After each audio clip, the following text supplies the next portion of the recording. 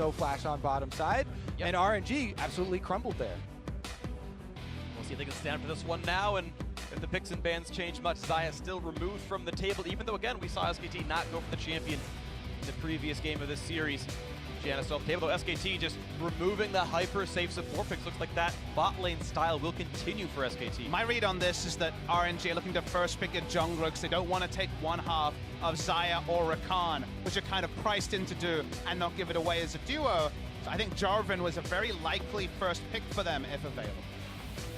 Saw the Sejuani worked for them in the previous one, but certainly you're right, Jarvan could make a lot of sense. There's the Gragas ban, and we know those top 3 junglers are going to be available now. Again, the Sejuani, the Jarvan, Gragas off the table, of course, as we mentioned. Tristana and Galio as well, so many of the same power picks rotating and floating around here. This time it is going to be RNG first to the grab bag here, and we'll see if they, again, make the same prioritization and just let the Galio go back over to SKT. Galio, Sejuani are the 2 left available here. Galio with no Janna available, I think jumps up even further in priority. We know RNG can play it. So far, they've really been focused on the Sejuani for MLXG, and they go there again. Especially since the Gragas is also banned here, you're going to go even further down the tier list. Yes, you know, Sejuani is good to get into Gragas anyways, but you really have to wonder if Blank is going to play something like Zac again, or will he make one of those other swaps over to the Rek'Sais? This is basically the same pick ban as game 1, the only major difference being Lulu was banned by SKT instead of the Janna now in this one, but if it repeats itself, it's Lulu Twitch instead of Janna Twitch in this one, which last time around was answered by a Blitzcrank, assuming the Twitch does finish being locked in here, but that seems incredibly likely for Bang. I think your read on a mid-game focused jungler to complement with the Galio is right. I'd love to see Blank's Lee Sin, as in 2017 we started with Peanut Lee Sin, undefeated, Peanut the Lee Sin god. Blank was actually a lot more effective on the pick as the year went on, and given that the pool is dwindling, it's an option for Blank, who's been very focused. We looked at the picks for both junglers. It was basically Sejuani, Gragas, or Jarvan, and none of those 3 are available. Especially with the fact that Faker once again gets Galio. Mid and jungle is how you control the early game. And if you combine a Galio, a Faker Galio, who has been shoving the wave and roaming from level 2 all the way till he gets his ultimate, with something like you talking about, Papa Smithy, with the aggressive pick for Blank, that could very well be SK Telecom with a dominating early game. Another game could certainly be good. Tarek, not the most significant bot laner so far. Tristana has been really good so far, but wow, Vayne coming through again in Uzi. They've dropped 1 game this series at 1-1. They decide to go somewhere else. Gonna leave the Twitch on the table, and immediately again, it's Zac, the priority jungler now for Blank. Really interesting stuff going for the very early Vayne here. The bot lane focus will be the same, but SKT opt back into the Zac, hoping to avoid the pitfalls of game 1's early game. Let me tell you though, it is hard to hit a Vayne if you are a Zac player and the Vayne has eyeballs, because and a mouse. Can confirm, has eyeballs. The Shadow's gonna appear, and Uzi should be able to get his way out. So it's gonna take multiple points of pressure for SKT to really force Huni, or force Uzi into an area where they can actually pin him down. You know, so that may be one of the reasons for this Vayne pick. It is that short-range champion and doesn't provide great sieging for pressuring that game, but it is very mobile for the team fights, which RNG have focused on and are doing so once again. The only things to watch for are the instant tagging things in team fights. If Uzi's in auto attack range, Faker is always in W flash range. If Uzi's in auto attack range, Blank can Q anything and then flash auto Uzi and he'll pull him back in. There are tools to immediately and uncounterably pull that Vayne back in, so it's going to be tight to get around this. And I want to zoom in on pick ban where we're at now, because we're looking for SKT to add a support and a top laner. SKT had to invest last pick on red side multiple games in a row against Misfits to counterpick support. The Braum, the Tahm Kench that won them so many advantages. They can counterpick support at this pick and counterpick top lane, and it potentially really set up their draft. They're just going to go for Lulu, so hitting the tier list, getting another knock-up to potentially hit onto the Vayne in the Lulu. And that's really the funny thing, is we've seen so much priority on Lulu. She's a great defensive support, but you're right, she's also a great enabler for the front line. If Zac lands something, then Lulu lands her ultimate for free as well. Someone's going to land something, surely. It's almost a guarantee at this point, and so it still allows Wolf to play the aggressor. Of course, yes, we're going to see Ardent Sensor, we're going to see all that fun stuff as well, but certainly it does allow them to keep playing that hyper-aggressive style in fights. And you talk about ranges here, Freak. if Uzi's getting in there for auto attacks on Vayne, you can save your Polymorph for that Vayne, and that's a targeted ability, which then makes the chaining much easier. As we talked about, the setup is going to be very important for this. Some of the matchups we've criticized in previous games, Rise into Galio, for example, has been on the losing end multiple times in this tournament. RNG have a very robust team fighting setup, but again, SKT will be looking just like game 1 and 2 to play through the early game. Maokai here is also susceptible. There's a lot of picks you can take into it, and the Camille is a decent one for sure. The Camille won before. The only thing I want to maybe caution is SKT are on somewhat of a one-threat team.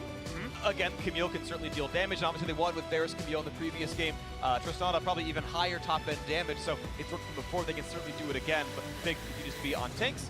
Seems to be okay for them. And they do also have this combination of the Hextech Ultimatum and the Hero's Entrance from Galio to guarantee an initiation on one member. That member is Uzi, to be clear. No way to cancel that out when you get enough duration on the ultimate as you get levels on the Hextech Ultimatum. So even though Split Push Camille is the first order of business, the backup team fighting is there with this particular solo lane duo.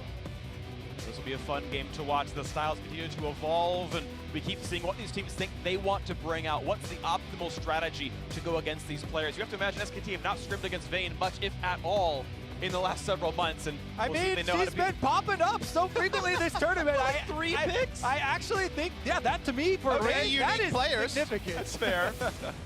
Well, either way, if they're ready, they're ready. It's going to be fun to watch for. I don't think many people really expected Vayne coming in, but you're right. If they suddenly saw it and started preparing, then all good to them on this one. Coaches shake hands for one more time. Game 3 about to begin. Who's going to be on match point after this one? That's the great thing about this tournament here, Free, because you say, what should you expect? Should you be expecting a Nocturne jungle? Should you be expecting Vayne picks like that? Leona I mean, Blitz? should you be expecting Fervor Leona? No. Well, yes, you should. I think that at this point, you should. All right, well, styles continue to evolve and push forward. We'll see what comes out of this one as Game 3 is ready to go. Tied 1-1. RNG and SKT both took reasonably convincing turns winning. And we'll see what comes out of this one. Rise, Vayne, not a lot of range on this squad, but certainly damage output is there if they don't get stopped. And you're talking about getting stopped. My big worry here for the RNG draft is that predictably, Rise is going to be pushed in. The Vayne lane is going to be pushed in. Camille has some decent trading options in the early game against the Maokai. This really does feel like the sort of game where if one turret goes down, say bot turret goes down, Berserker's Greaves and BF's Sword Tristana starts rotating, RNG don't have a lot of options to actually get to the late game 5v5 fights they dream of. It was MLXG unlocking that potential with great pathing, with innovation in game 1. I actually think MLXG needs to have a performance on that level. Otherwise, it's pretty straightforward what SKT are going to try to do. Yeah, MLXG and again, Xiaohu, the mid laner here. I have grown an irrational hate for Rise at this tournament. A lot of people have, I Kobe. really have not enjoyed watching this by the champion. But if he can make some skirmishing happen on his 1 items, on his 2 item power spikes, and really show me the light, then I'm still open to being converted to the school where all the mid laners have still really preferred Rise, and they really want to make use of the creative ultimates. Are always fun to see, but I do need to see some of the skirmishing in the mid game come through. And I feel like we've had very clear reads on what the good Rise situations look like. Remember when it was Jarvan Rise from SKT against the mid lane Karma with TP. You can understand that playing through that lane is possible. Those sort of ganks, say the Rek'Sai Rise or the Sejuani Rise onto the Galio, that's the part where you're like, wait, you don't really have early game options. He's immensely tanky from level 2. Very early on in the game, MLXG looks like a solid 7 seconds faster in his clears so far. Red buff picked up by both. Blank going to go for different camps though, grabbing the Raptors himself as MLXG goes for the Wolves in the buff. And once again, I think MLXG here on the Sejuani has the option to go for that level 3 gank. Maokai and Sejuani can combo very well in the early game with the amount of crowd control and base damages. It's actually fairly threatening as a 2 versus 2. So Huni, he was the victim of that last time around on Gangplank, and he should be very, very well aware and ready, for any type of top lane focus. And if there is the top lane camp, which is certainly still possible with the targeted route coming through from the Maokai, Notice that in bot lane, the execution-heavy combination with the Blitzcrank is not there this time. Tristana, Lulu are very straightforward in getting turret damage and not being interested in playmaking, so the reliability of answering top lane pressure with just turret pressure in bot is very straightforward. The mid lane, Faker gonna not take a knockup, but will get rooted up. Bit of damage coming across, goes back to the knockup, but he's not in turret range, but Faker still really liking this trade. No permafrost quite coming through. One more auto could have meant a chunk of damage. Now, where is the jungler? Yeah, exactly. When a mid laner plays like that, you have to think Faker's got Blank right behind him in his back pocket because it is a Zac. Even early in the game, they're thinking, oh, maybe he's coming over with an elastic slingshot, but Faker's just going for that return trade to get some health off the jungler and kind of reduce his threat. Nice trinket ward. All right, they see each other. They both know what's going on. And looks like no harm, no foul. They walk right back out of this one. The flash forward. He's going for the big play. One more attack. Xiaohu heals. One more hit. First blood of the mid lane. And it's an execute because there is no damage dealt. Worth it in all chat. I'm not sure if that's going to be what I was looking for to convert me to the Church of Rise. I believe, Kobe! But he definitely pulled out a huge play, a solo kill onto Faker on the world stage. And the Dazzle flash in the bot lane. They're targeting Wolf. Condemn is here with the TPs to join. And that is Faker completing it to meet into the bot lane. So they had Zac pushing in mid lane. Bang and Wolf had the option of taking a back here or just controlling the wave again. So no cost there. They don't lose minions in mid. Ooh, that was a bit close now. MLXG gonna take some damage box away. He hasn't backed yet, so it shouldn't be much of an issue, but is starting to get out-farmed by Blank, who's a full level ahead right now. Faker a bit perturbed after the mid lane incident here. He's coming for his Raptor camp now. Good smite, actually. Blank grabs that one. The stun could be landing. The taunt in there as well. And not quite the damage kill on Blank, but now with the jump, they have this one. Hootie might TP to save him. Will they do it? Cell Division is popped, running out of health, and who's gonna get the kill on this one? Xiaohu, 300 gold richer with a blue buff. MLXG holding on to the permafrost till he was channeling his E, meant no way out, even with flash for Blank. The cheers start in the crowd. Nice skirmishing from RNG. The full Chinese crowd behind Xiaohu right now. He flashes in, then he gets the heal move speed. All he wanted was one last spell. And since Faker never got any return damage off, What? Was it on me? Oh, man. See the second kill as well. Hard to know if there was enough mana for Faker to throw out a Q before.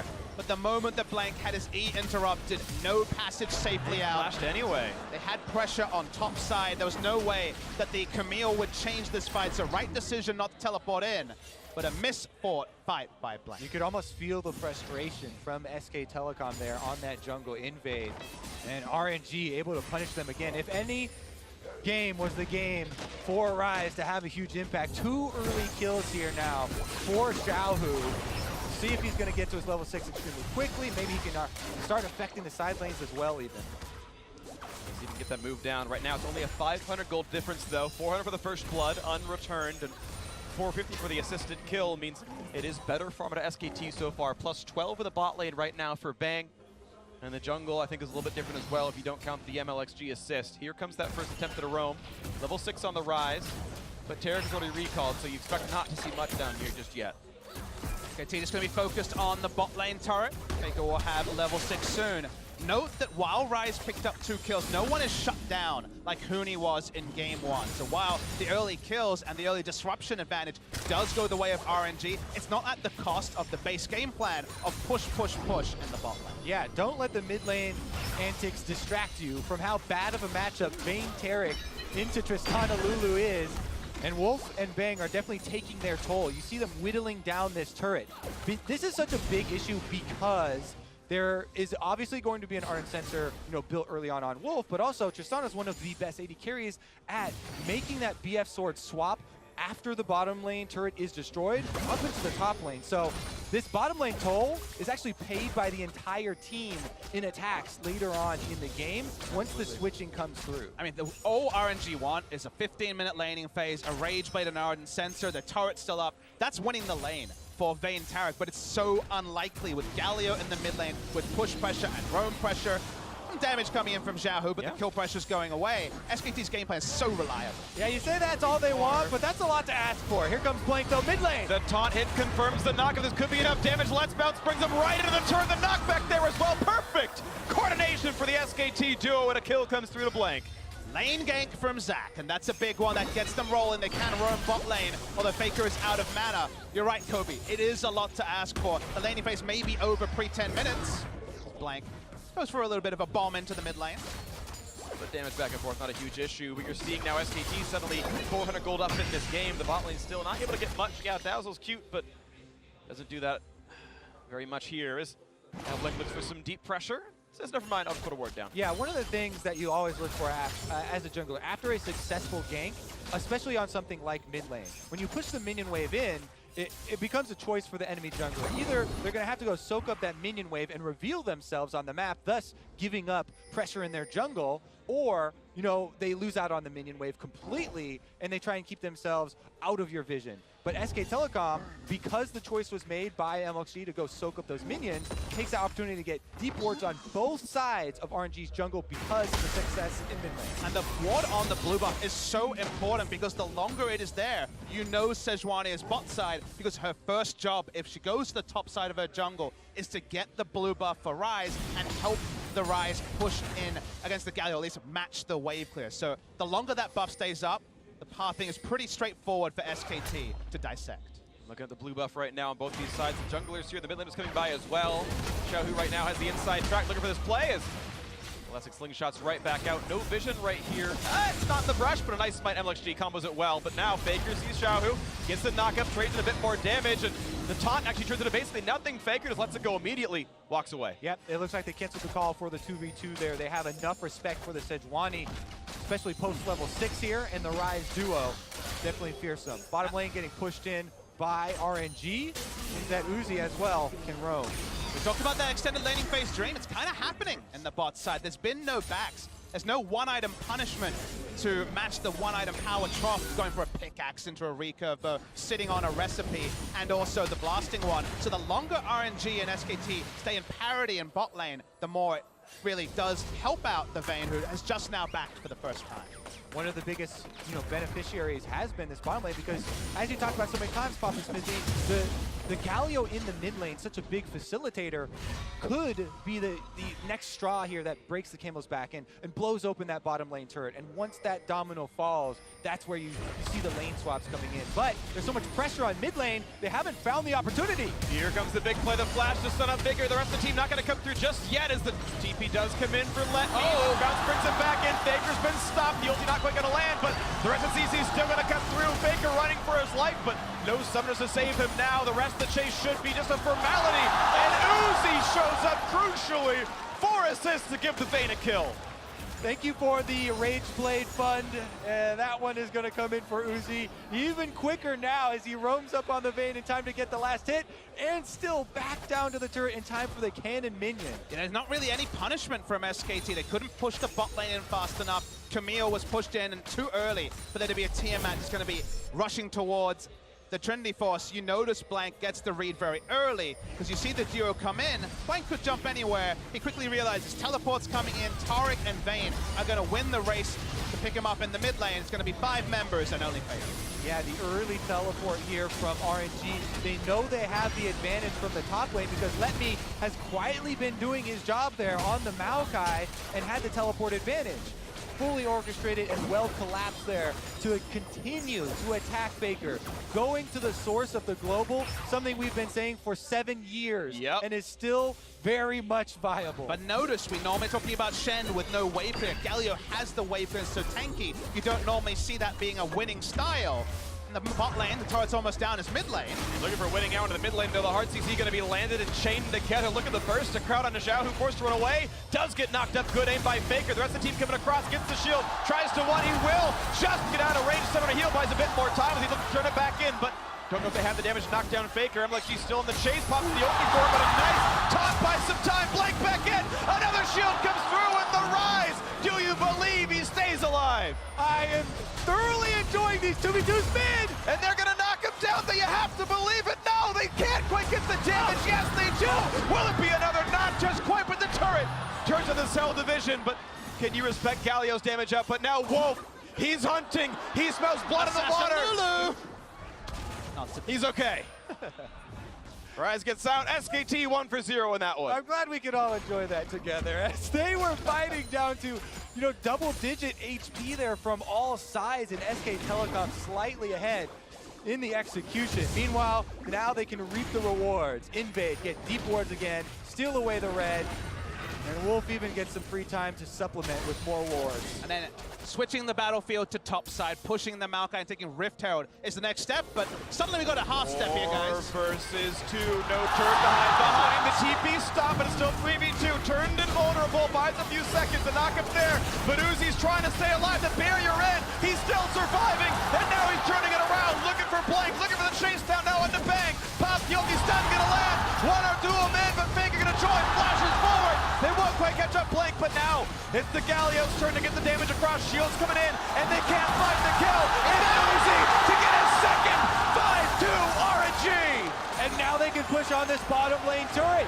They can try and get the objective afterwards. It's RNG making the push. The fans know it. It's such a big turning point. Let me interrupting the teleport led on to everything that happened there for SKT. Sure, they could have another global, send in the teleport from Faker, but all the damage was not there, and they were not able to cement the kill onto Uzi. Just like you alluded to last game, Papa Smithy. Let me quietly doing his job in the top lane on that Maokai. Yet, two of the biggest moments in this game enabled by that Maokai. On paper, perfect move from SKT. Notice Let Me still does not have teleport. Big teleport advantage from Huni, looking to cement the lead, kill off the Vayne, and from there, the damage really fell apart for RNG. But the interrupt was so critical, and then things fell apart very quickly for SKT. I do want to give a lot of credit to Let Me. Blind picks his champion. No jungle help that I can remember on either side of that lane has been more impactful this game so far. See the teleport coming in, perfect teleport ward put down from Blank as he bounced over, but just a twisted advance, maybe even a Q. Interrupts here, we'll see it, twisted advance, nice and easy, he was in vision. So Huni could have been more defensive on the teleport, went for an aggressive one, and then it came to this point where they just could not kill Uzi through heal and Barret.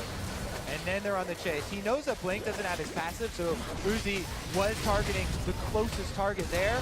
Once he flashes out, able to kill Bang, and even though Faker arrives and gets that taunt off, not enough burst damage to take down the Vayne. One rotation's not going to do it. They go to closest target. They go for this sort of fight they're looking for in the late game. It's focusing down on the front line. And SKT trying to take Rift Herald after all that pandemonium. Looks like the team actually coming in to try to stop this, so MLXG is showing up, and that will be a reset on Rift Herald. The jump out, looks like actually it might just be a leash from SKT's side. Rage Blade done for Uzi, that's the big spike. Double dagger towards the Shiv or Phantom Dance, or whatever he wants to buy for himself next up. But this is now a Vayne who is very much online. Tristana, whose game plan with these double AD items and the Berserker Greaves is to just take down turrets. The defensive vision is sticking for RNG. They're going to get the Rift Herald as well. And the tempo moves from SKT to justify the draft they've gone for have not happened, just like game one. Wanted more. Yeah, exactly. RNG just want to reset there, whereas SKT are trying to delay them because they don't want to let RNG bring all of their power to brunt here on this top side. Xiaohu is on the bottom side, and they want to use the numbers advantage to grab back some turrets. Lemmy wants to stand there 1v4 and buy some time. Only comes across, finds this done, but let me lose this life as the Maokai. The big AoE slow comes across, doesn't mean all that much. They're still running away. Blank, actually, you gotta be kidding me! Drops down to the turret. I didn't think it was possible, but MLXG finds himself the kill. The re-engage that mid, but I don't think Huni can beat Uzi 1v1.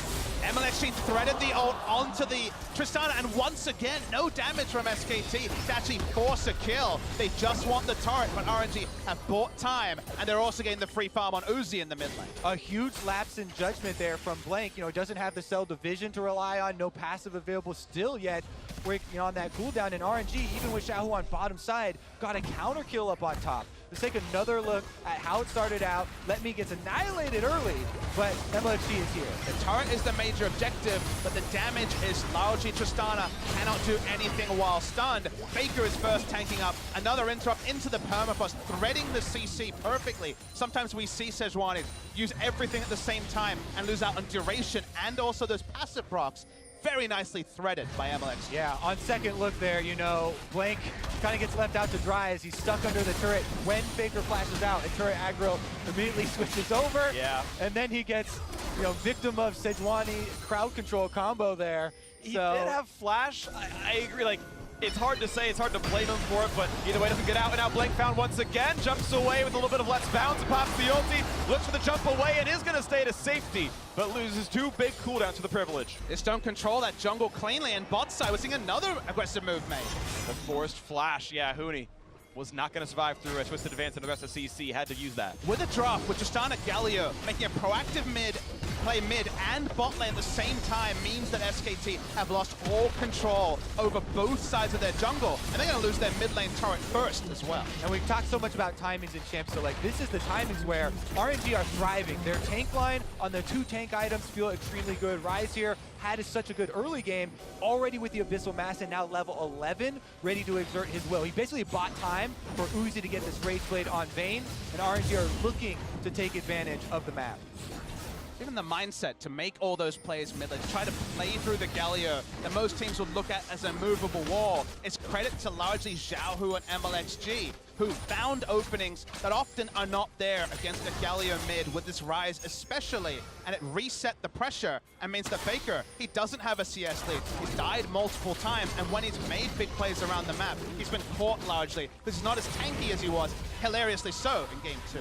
Plus the thought here of RNG, if we talk about the composition and them trying to cover weaknesses, whenever you see 2 carries paired as Rise and Vayne, the initial reaction that Freak is talking about, and the problem with ranges is very much there, especially for those team fights. But layering Taric in there to try and cover that and grant them the immunity to actually ranges. use those ranges and get in there could be the opening. That being said, you really have to have a very high level execution to play around the Taric ultimate, and we have seen teams fail at that if that's their main win condition. No, Phantom Dancer done. Even easier for Uzi to 1v1. Again, I don't think Huni actually wins the battle if he finds himself in a duel here. You wonder who can actually knock down in this one. 0-0-0 so far, hasn't gotten his way into the game yet. Only 3 kills for SKT. Baron spawning in 12 seconds. We know Taric's a good Baron killer. Vayne is the same boat here. And a slow push Riptail to the top lane. I don't think that Herald's going to die, so that will be top outer dying right as mid falls to the push from Bang. The expected job of that Tristana. Yeah, that will die to a single push, and well, no one's stopping it.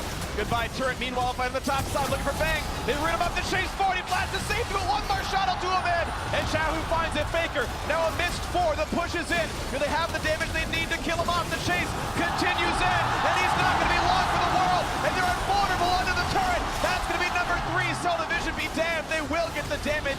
You've gotta believe it'll happen. A double kill for the Vayne, for Uzi, 4-0-2. And again, such intelligent shot calling here from RNG. They know they want to abuse their item power spikes right now, so they drop the Riptail top as a distraction and run straight through mid. This seems unstoppable now. Who's even going to block this Baron kill? It's Huni on a Camille just running away, taking Krugs as a secondary Riptail prize. from ages ago. The Riptail is actually still alive. They're going to get the big brother of the Baron as well. Sub 21-minute Baron pickup for almost 5,000 gold lead. RNG had finished Phantom Dance and meant they were never going to control waves. They had to choose the right fight. This one was crisp. Easily able to chase down Bang there. Uzi goes with the ultimate.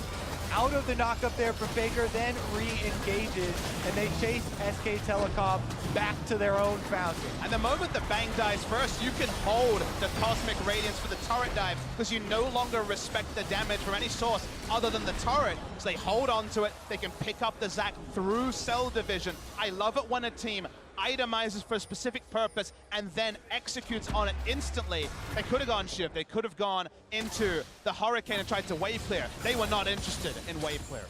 Faker and SK Telecom stopped Uzi in 2013. They stopped them just last year early on in quarters. But this time around, Uzi is coming for that final spot, and they are making a hard push here in game number 3 to make that happen. It may be a historic matchup, but RNG have never taken 2 games in a best of 5 over SKT. To go up 2-1 would be history being written. Well, we've seen the 2-1s be turned back before here at Worlds. You can never count them until they hatch. But RNG hoping to count those chickens all the same, pushing into the mid lane, looking to end it with this Baron push. Sub 23 minutes of stun to the back line. Bang jumping away. The wave's gone in the mid lane. They got to buy a little bit more time. During this time, Huni is split pushing for SKT. They bring in Let Me. He's kidnapped to the back line. No butts trying to put him in the fountain, though, buying a bit more. And now onto the turrets a little bit longer. The Cosmic Radiance buys a few more seconds as well. And Faker taking a lot of damage, forced away. Turret number 1 falls. The health bar's getting a bit low, but they've got to respect this. There could be a 5v4 because Camille is still pushing. Huni is still answering the siege from RNG. Xiaohu brought in the minion wave to try to finish the game, get the turret, because the split push continues. Here's the turn. The flash re-engage. Can they kill Faker? Because Camilla's not stopping. They will knock down the mid lane. Unstoppable. Uzi is himself. And Wolf is going to be skinned as well. Here's the teleport now. Huni needs to keep his team alive. 5 versus 3 to win the game. To go up 2-1. Uzi on the fountain. Flashing away. Getting away from Huni. Looking for the damage up. But can they get rid of? Yes, they can. No one left to stop them. RNG are a single game away from making history.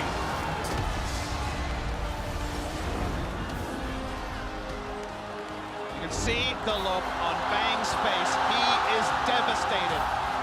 RNG once again against this Galio comp for the 3rd time in a row have those small timings, and just like SKT in game 2, RNG exploded the game. 1 single team fight with 2-item Uzi. That passage of play, it ended the game. No hesitation from RNG on that Rift Herald play.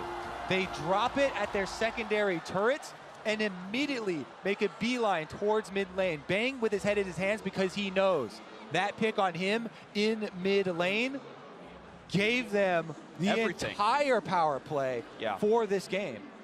Very few teams in the world can say they beat SKT in under 24 minutes. RNG can add themselves to this list, and now 2-1 up in this series. Double match point to stop the legacy of SKT winning every world championship they ever attend. They are on that precipice of absolute greatness. And I feel like SKT, it's time to abandon the Galio. RNG aren't going to ban it. 2 out of 3 times they tried. Galio, Zach, they tried to make the tempo plays, but it fell apart in this game, much the same as it did in game 1. And the game ended in 1 passage of play before the items could ever get there for the Tristana. Well, beautiful stuff out of RNG so far. Double match point for them. We'll see if they can finish the dethroning. But first, let's talk to our analysts.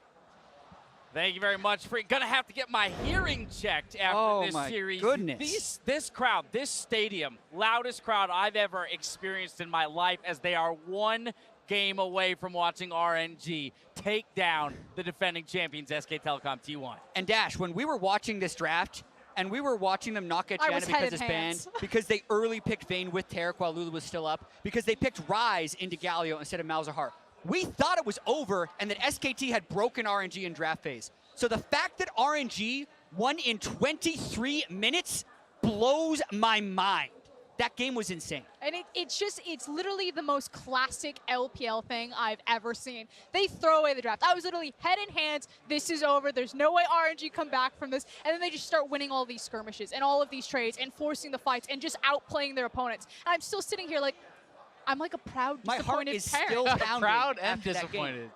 Quite the combo. How dare you draft yourself into this hole and then outplay it? And you're like, this is great, this is fine. I mean, it is crazy to think that they're giving up a 4th pick Lulu as Tarek Vayne into Tristana Lulu, and that was okay. It ended up working out, right? And I do think, similarly to how we talked about that 2v2 in the bottom lane, I felt that this game again came down to the bottom lane, and it was actually the dive where Huni had his TP interrupted, where that goes bad. That's where the game, to me, started to turn around. But it's crazy how these games really are coming down to this one play. If that's where you think it turned, let's take a look at it, because it all comes down to execution, right? Throughout this tournament, yes, we've talked about the importance of draft and tracking the way the teams will adapt to each other. But hey, on the day, this is the comp RNG decided to play, and they played it perfectly. And the big thing there is the teleport got interrupted. Otherwise, Uzi is dead 100%. But because he's not, the Terracult saves enough damage on Uzi. He can pop barrier and he can start turning this one around. And I mean, the crazy thing is, they're counting on that TP coming in so much. Blank is walking in with like 30% health. Flash forward. Yeah, and I'm going to give some credit to Jat right here. We were watching this draft, and he actually called the Vayne pick. The Vayne whisper, if you will. And the thing is that if you're 80 carry, if Uzi is saying, I have the confidence, give me the Vayne, because we're now learning how much more the players are interactive with this draft phase. It's exactly that play there, why Uzi has the confidence. You're a game equalized with SKT. You're looking down the barrel of Tristana and Lulu, and you're like, Vayne, that's fine. And it usually costs them when Uzi gets in that mindset. You can tell by the way he's speaking to his coach that he's going to get what he wants, and he did. But I do also want to point out that this game was an example of why SKT plays around Huni rather than the other way around. Because early on in the game, we were expecting Tristan Lulu to break that turret in 7 minutes. They didn't, because Huni teleported back to lane at 5 minutes, which gave RNG the teleport advantage, and it meant that Tris Lulu couldn't push. There, in that clip we just saw, he got his teleport interrupted, which gave Uzi yet more kills with which he could transition. So Huni's poor use of teleport really cost SKT in the early game here. But they obviously have so much confidence in him. You know, even when you're looking at those late game plays, you know, they're deciding that we're going to try to give Huni all this gold in his side lane, get him those couple turrets, and that's our way back into the game. They didn't have confidence that they would actually win this game in a 5v5 team fight, and that's why I feel like they made that game-ending call to try to hold 4v5. And we'll get into Game 4 in just a moment, but before we get there, I want to stop down and take a moment to celebrate the level of play that's taking place on this stage. We have to remember we're in the semifinals. These are the top 4 teams in the world, some of the best players in the world, and there was a very distinct moment in this game, 2v2 in the mid lane. It just was so exciting to watch. We got to watch it again. But who has the courage to go toe-to-toe with SKT in the mid lane 2v2? And it's Xiaohu and MLXG.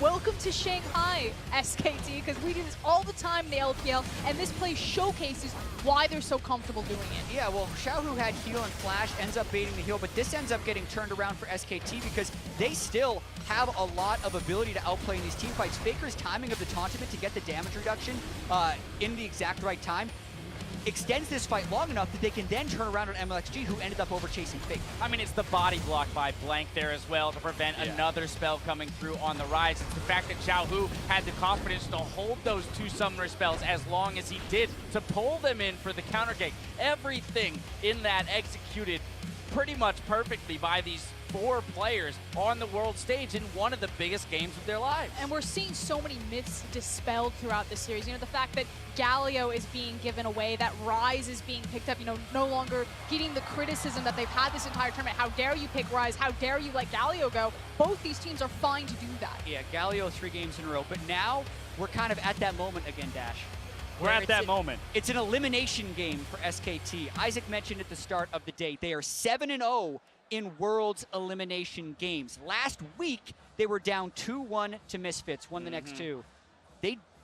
They bend but don't break has been the motto. The question is, were they broken in that game? All right, I got some info for you. SKT coming back in on blue side, and Peanut will be subbing in. Now, we've already talked about the statistics around those elimination games, but SKT has to put back-to-back wins together here to take the series. How do they do it? And the big question to me is this reactive to the draft? Because we've been seeing blue side Gragas bans for RNG. They're trying to put you in this kind of tank versus an inferior tank matchup.